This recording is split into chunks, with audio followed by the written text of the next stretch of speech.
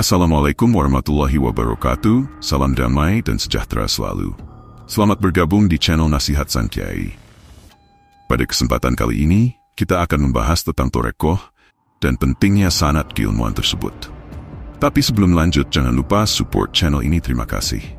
Baik pemirsa, kita lanjut ke pembahasan kali ini tentang penjelasan sederhana tentang Thorekoh. Perjalanan ibadah, penghambaan diri pada Allah, itu tidak lepas dari syariat, hakikat, Thorekoh, ihsan. Syariat itu isinya hukum Islam, hakikat itu isinya hukum iman.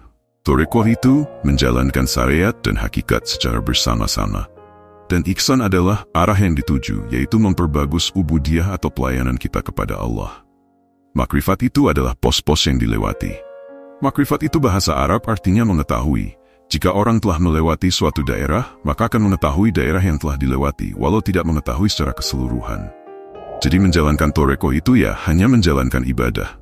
Tapi bukan hanya gerak laku, syarat rukunnya saja, tapi juga menjalankan hakikat atau batinnya ibadah. Lahiriahnya ibadah itu dinamakan syariat, dan batiniahnya ibadah itu dinamakan hakikat. Berbicara dalam syariat dan hakikat, kalau syariat itu yang membawa Rasul, dan kalau hakikat itu yang membawa ajarannya adalah Nabi. Makanya dulu Nabi Musa alaihissalam mau belajar ke Nabi Khidir alaihissalam. Kalau dalam literatur pembelajarannya, kalau syariat itu wajib diajarkan. Tapi kalau hakikat itu tidak wajib diajarkan. Sebagaimana Nabi itu menerima wahyu untuk dirinya sendiri, kalau Rasul itu menerima wahyu untuk disampaikan kepada orang lain. Makanya kenapa dalam khazanah keilmuan itu hakikat bersifat tersembunyi pengajarannya, dan syariat itu bersifat terbuka. Karena iman itu adalah batin di dalam sanubari yang tersembunyi. Dan syariat itu semua perbuatan lahir yang kelihatan. Jadi isi hakikat itu ya keimanan, ketakwaan, sabar, ridho, ikhlas, amanah, tawakal, yakin, dan semua perilaku ruhani. Makanya jika syariat tanpa hakikat itu umpama badan tanpa ruh. Jika hakikat tanpa syariat itu umpama ruh tanpa badan. Syariat tanpa hakikat tak akan kemana-mana, tak akan ke langit, tak akan berefek apa-apa. Sholat ribuan tahun dengan syariat tanpa hakikat, ya tak merubah apa-apa. Karena sesuatu itu menimbulkan perubahan itu, kalau sampai pada yang dituju. Kalau di tempat saja namanya tidak ada perubahan. Karena pengajarannya hakikat itu tersembunyi, yaitu warasatul anbiya, warisannya para nabi.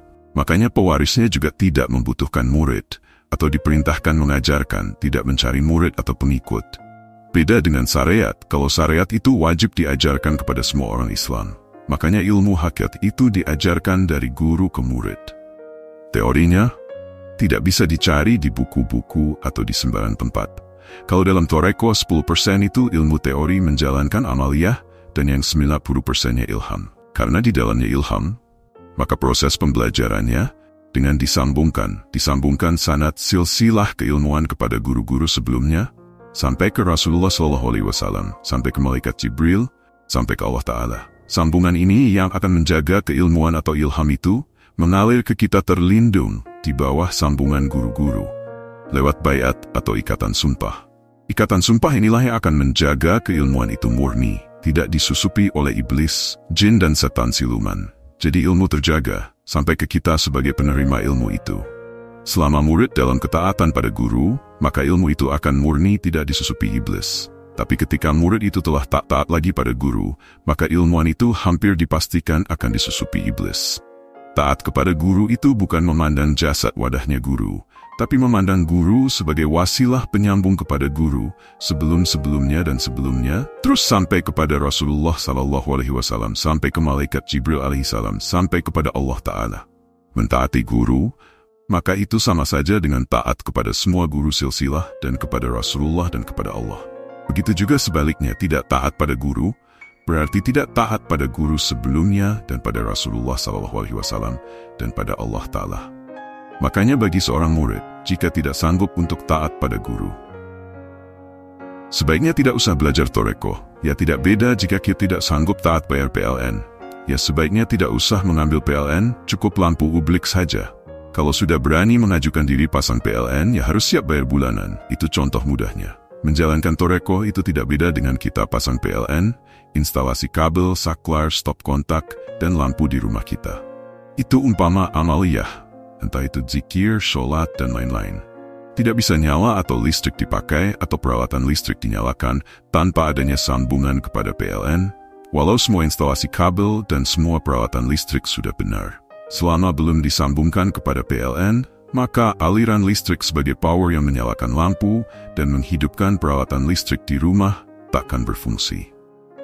Walau saklarnya diceklek-ceklek jutaan kali, tetap tak akan menyala selama belum ada sambungan PLN. Nah, Allah itu nurus samawati wal ardi, Allah itu sumber cahaya langit dan bumi. Artinya Allah lah pemilik power langit dan bumi. Jika tidak menyambung kepada Allah, maka segala instalasi ibadah tidak akan bisa ada powernya. Kalau ingin ibadah kita ada powernya, maka harus menyambung kepada Allah. Lewat sambungan yang tak putus, dari para guru-guru silsilah sebagai penyambung kabel yang tak putus. Kepada Rasulullah, dari Rasulullah SAW, kepada Malaikat Jibril, dari Malaikat Jibril kepada Allah Ta'ala. Lalu bagaimana kalau kita menyambung sendiri? Dengan mengirim Fatihah wasilah kepada Rasulullah SAW. Lagi saya contohkan dengan PLN. Bagaimana kalau kita menyambung sendiri, diam-diam menyambung sendiri? Itu kalau tidak salah namanya mencuri listrik dan oleh negara akan didenda dan dikenai hukuman kurungan penjara. Loh kan? Kita kirim Fatihah itu sebagai syukur kita. Kita bersyukur kepada mereka Rasulullah, para nabi, malaikat. Karena telah membawa hidayah, iman Islam kepada kita. Bukan menyambung yang dimaksud, menyambung power itu. Sebagai manusia, itu kita harus berterima kasih kepada manusia lain, maka kita baru dinamakan syukur kepada Allah. Jadi bukan menyambungkan power ibadah. Tahu kan PLN? Itu kalau ada yang mau minta disambungkan listrik pusat yang berwenang memberi izin, apa kita menyambung sendiri? Ya benar, yang memberi izin itu manajer listrik pusat. Baru memberikan petugasnya untuk menyambungkan listrik. Bukan dengan kita diam-diam menyambung sendiri.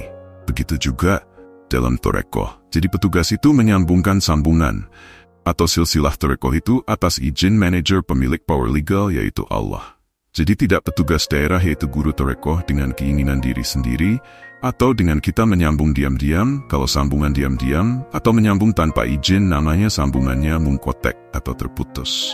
Setelah sambungan tersambung, baru kemudian instalasi atau pengamalan amaliyah dibenarkan. Diusahakan supaya benar. Agar tidak konslet, nyetrum, baru power ibadah akan ada. Dan ibadah ada manfaatnya. Ada manfaat yang bisa diambil, bisa ibadah sampai pada Allah. Ketika ibadah itu sudah ada manfaatnya, maka ibadah itu baru bisa dipakai hal-hal tertentu. Diumpamakan listrik yang sudah menyambung ke PLN, itu bisa dipakai muter TV, nyalakan kompor, pemanggang, kipas angin, ngecas HP, nyalakan player dan lain-lain. Yang banyak sekali. Begitu juga ibadah itu jika sudah menyambung kepada Allah, maka akan banyak manfaat bisa diambil. Baik pemirsa, mungkin ini dulu yang bisa saya sampaikan tentang pemahaman Torekoh dan pentingnya sanad keilmuan. Terima kasih. Wassalamualaikum warahmatullahi wabarakatuh. Salam nasihat Sang Kiai.